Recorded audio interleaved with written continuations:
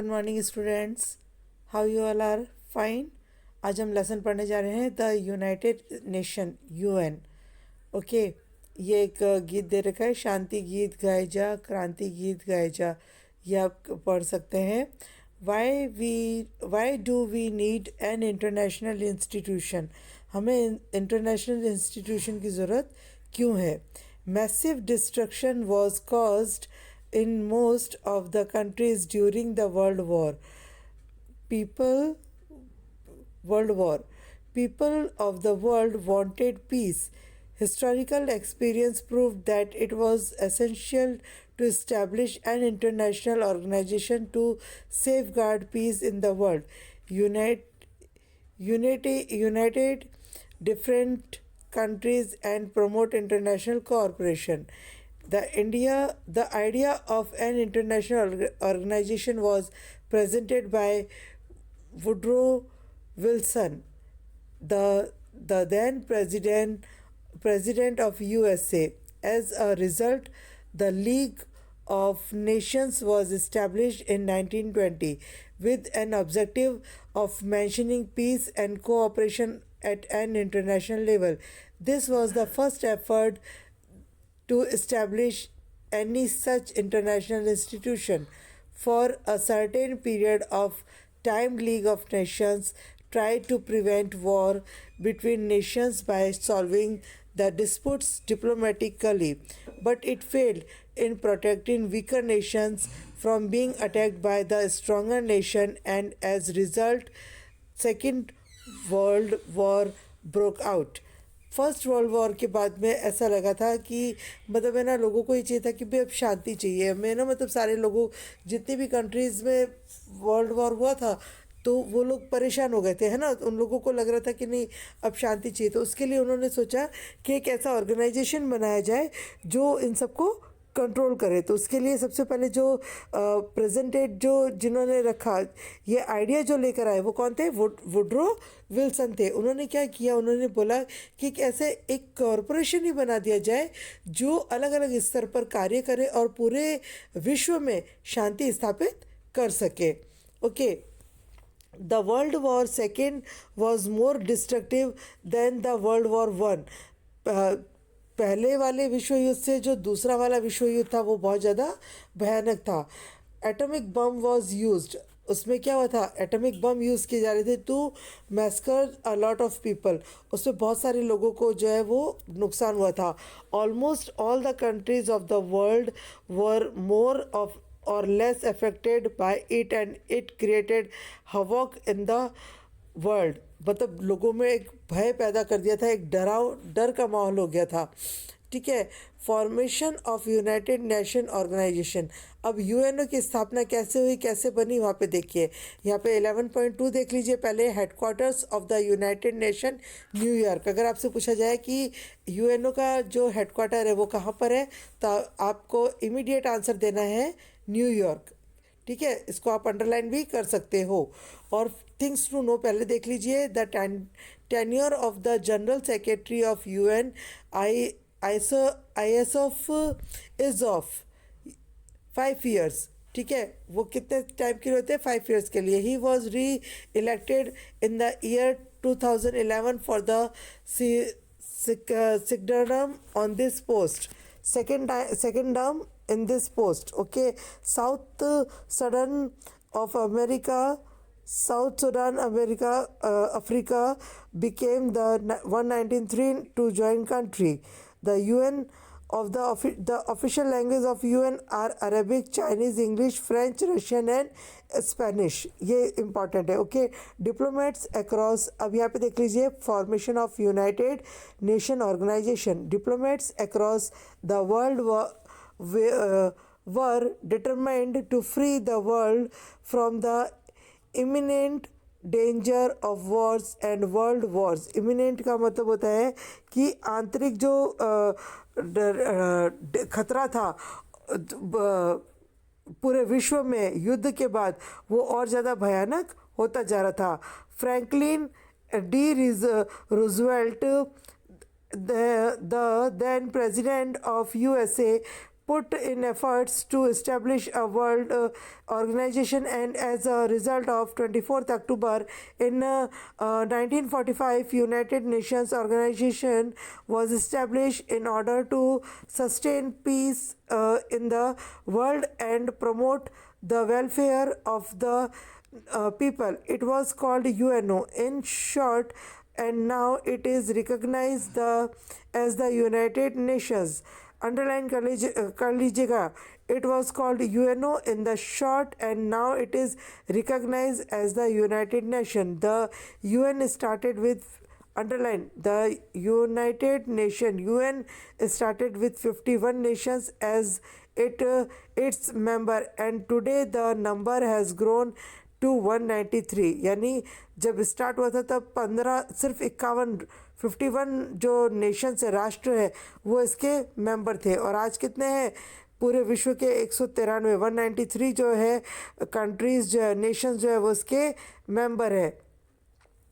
Objectives of UN, UN का जो main fundamental है, जो ऑब्जेक्टिव्स है, उसके जो मेन पार्ट्स है वो क्या है वो देख लीजिए. The objective of the UN as mentioned in its charter, यानी उसकी कॉन्स्टिट्यूशन में, उसके संविधान में क्या लिखा हुआ है? The maintain international peace and safety, to promote the feeling of friendship among member nations, to solve economic, social, culture, and humanity related problems and at international level, to seek cooperation to create a feeling to respect for human rights and the fundamental right to freedom. These objectives are released by the 6 organs of the UN. Let's know about each in short. अब ये जो 6 जो Nations है, 6 जो इसके fundamentals है वो देख लीजिए. नीचे देख लीजिए organs of the United nation. पूरा का पूरा पैराग्राफ जो है वो आप ये ऑर्गन ऑफ यूनाइटेड नेशन जो है वो CW में लिखेंगे. Secretariat, general assembly, security council, international court of justice, trusteeship council, economic and social economic. Okay, इनके अलग अलग वर्क है वो आप इसमें देखेंगे. The general assembly. The general assembly is the biggest organ of the UN which can also be called the world parliament. Underline, जो general assembly है वो सबसे बड़ी ऑर्गन है, सबसे बड़ा अंग है, और उसको जो है वर्ल्ड पार्लियामेंट भी बोला जाता है. The representatives of the member nations attend it. Every member nation can send at least 5 representatives. पूरे जो राष्ट्र है, जो इसके सदस्य है, वो अपने जो है 5 प्रतिनिधि वहाँ पर भेज सकते हैं, delegates to it. But at the time of voting, one nation can cast only one vote. 5 प्रतिनिधि होंगे, लेकिन उनका वोट जो है, जब भी कोई वोटिंग का काम होगा तब 5 में से कोई एक जना ही वोट वहाँ पे कर पाएगा. The general meeting is held once in a year. जो जनरल मीटिंग होती है वो साल में एक बार होती है. Its members elect the president and the vice president of the meeting every year. Mrs Vijaya Lakshmi Pandit, underline, Mrs. Vijaya Lakshmi Pandit was elected as the president of the general meeting in the year 1953-54. The assembly presented the Universal Declaration of Human Rights on 10th December 1948 CE. The General Assembly can discuss and suggest solution or give advice to any issue in the world within the limits prescribed in the Charter of the UN. The General Assembly immediately draws the attention of the Security Council towards any situation which can put the peace and security of the world in danger. The authority to grant membership to a nation lies with the General Assembly. General Assembly में ये सब चीज़ें रखी जाती है. The Security Council. It is the most important organ of the UN. It has 15 members. Out of these 15 members, 5 countries, USA, Britain, France, Russia and China are the permanent members. 15 members में से 5 जो countries है, USA, Britain, France, Russia and China, ये permanent है. The other 10 members are elected for a term or 2 years by the general assembly.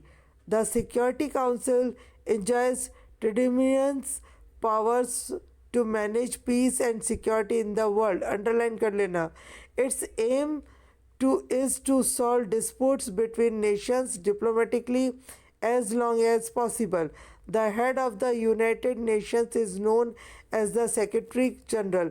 He is appointed by the General Assembly at the recommendation of the Security Council. He works as the Chief Administrative Officer of UN.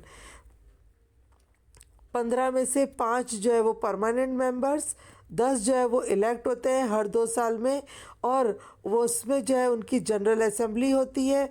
लेकिन और उनका work क्या होता है, जो भी Nations में internal या टेरिटोरियल्स जो पावर को लेकर के जो मतभेद होते हैं उनको सॉल्व करना होता है. और यूनाइटेड नेशन को जो मेन हेड होता है वो क्या जाना जाता है, secretary general.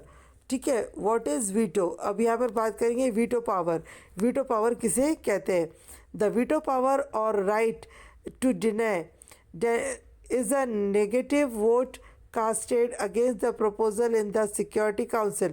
It is necessary for all the 5 permanent members of the Security Council to agree over any decision. The resolution does not pass if any of 5 members use veto. Veto power क्या होता है कि एक तरह से power है कि अगर मान लीजिए कोई भी चीज़ पारित करवानी है, तो कोई भी नियम कानून बनवाने हैं, अगर 5 में से एक भी मेंबर मना कर देगा तो वो काम वहाँ पर असंभव हो जाएगा. Special organisation of the United Nation. The main objectives of the United Nations is to foster social, economic, cultural and educational development of the people and help them in improving their standard of living by generating more employment opportunities. To achieve these objectives, various organizations have been established to work in specific areas under the leadership of United Nations. अब यहाँ पे United Nations के जो है कौन कौन से department हैं, उनके शॉर्ट फॉर्म क्या है. जैसे WHO का जो है वर्ल्ड हेल्थ ऑर्गेनाइजेशन है, और इसका जो हेडक्वार्टर है वो क्या है, जिनेवा में है. और उसका मेन फंक्शन क्या है, make efforts to improve the physical and mental health of the people of the world. तो ये अलग अलग जैसे इसके दे रखे हैं भाग, और उनके मेन जो हेडक्वार्टर्स है और उनका फंक्शन है. ये पूरी की पूरी जो टेबल है ना बेटा, आपको CW में अपने होमवर्क की नोटबुक में इसको लिखना है और इसको लर्न करना है. ओके बेटा. अब ये देखिए नाउ, ये आपका प्रोजेक्ट वर्क है. आप ध्यान से अगर मेरी वीडियो सुनेंगे तो ध्यान देना ये किस देश के सिंबल्स हैं, और इनका जो है ये जो आपको ये पिक्चर पेस्ट करना है, चाहे आप गूगल से सर्च करके निकालिए, चाहे इंटरनेट साइबर से निकालिए, या इसी को फ़ोटो कॉपी करवा के और इसका नाम ढूंढ करके आपको नीचे जो है paste them and right the name. Okay. और नीचे देखिए यहाँ पे जो ये एक्टिविटी दे रखी है, ये एक्टिविटी के नाम भी आपको, ये एक्टिविटी भी आपको करनी है. ठीक है. ये प्रोजेक्ट है, इसके मार्क्स मिलेंगे. नाउ यहाँ पर आ जाइए. Cooperation of India to the UN. India has adopted the strategy of solving the disputes with other countries through UN. India has always contributed on a large scale to the peacekeeping forces of the United Nations by sending soldiers wherever required. India had sent a team of doctors to treat the wounded soldiers in the Korean War. Indian delegates on various posts in the UN have contributed to the welfare with their knowledge and experience. India's contribution as a member of the Security Council and other organ has always being noteworthy.